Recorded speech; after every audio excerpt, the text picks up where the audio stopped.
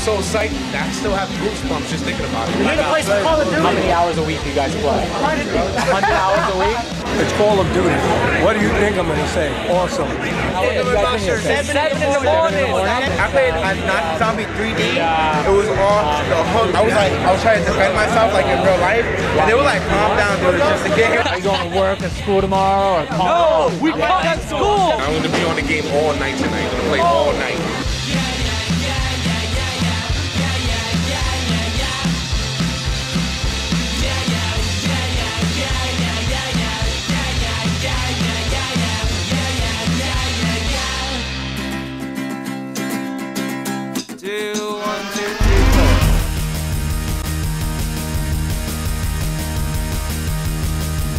Video games every year, every 6 months we're doing something crazy. You know, you can't help but get excited. I don't think there's any question that video games provide an experience and a level of interactivity that is unrivaled by anything else out there. You know, I was amazed at kind of the giant leaps video games had made in a very short time and how amazing everything looked and sounded, and I was hooked. With the frame rates that we've got right now and the power that goes into these consoles, these things are pretty much, you know, photorealistic. I'll be sitting down and be like, should I watch TV? Why would I watch television? Games are so much better than television. When it's done right, it's a fabulous, fabulous experience that simply can't be replicated in any other media format. It's huge, it's fun, and there's great opportunities to impact your business.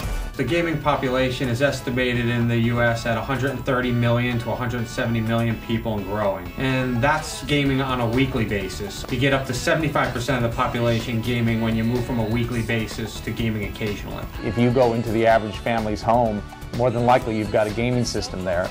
More than likely it's being played by a number of members of that family, ranging in age from 5 to 80. I think the catalyst for bringing the masses to gaming was undoubtedly this notion of social gaming. Our industry has always been one to be very reactive and responsive to what consumers want and what they're looking for. There are right now games for everybody. You know, we're already targeting games for elders, we're targeting games for busy stay-at-home moms, we're targeting games for tiny kids. We're targeting games for on-the-go professionals, we're targeting games for core gamers, for nerds, for sci-fi geeks, for football fans, I think of a stereotype. There's a game for them somewhere. The market's too big, there's too much money in it to not target a game for everybody. 1 in 3 gamers are parents. Women 35 and over are spending the most time playing casual games, nearly an hour a day. The numbers will blow you away about the reach, the engagement, the time spent, and the passion that consumers have for this entertainment. Brands that play in this space can have tremendous results on all brand metrics, on sales, can have massive business impact. I think in the past there were brands that we could have never imagined being in a video game. The brands that were associated with games were your typical fast foods and snacks, and now we're at a point where you have a game called Cooking Mama, where you could be featuring cooking equipment, you know, as via product integration. The sky's the limit. You know, there is no such thing as a product that is not suitable for video games anymore.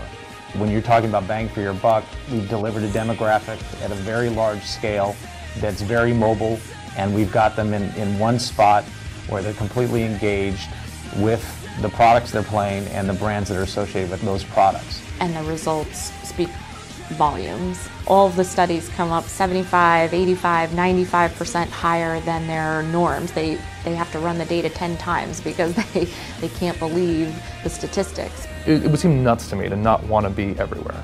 And if people are playing games, if people are playing Facebook games, iPhone games, games on their home computers, they're reading websites about games, buying magazines about games, it seems like a place that you'd want to be.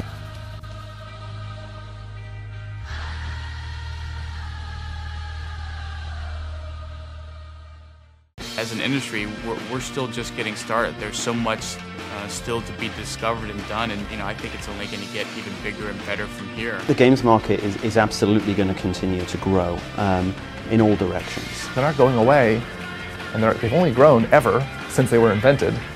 So, it's almost counterfactual to think that we could ignore them any longer. We're constantly evolving, we're constantly growing, and we've not hit our peak. I think the next step is just around the corner, where games become even more social and become even more open to connect people. There's going to be a ton of opportunities that come out of that next step in the video games business. Deeper integration, much bigger audience sizes, integrated with television content. And I don't think we've even scratched the surface. I mean, we are so immature in the lifespan of video games. We are still climbing the mountaintop, and you know, if we look toward the horizon, the future is very bright.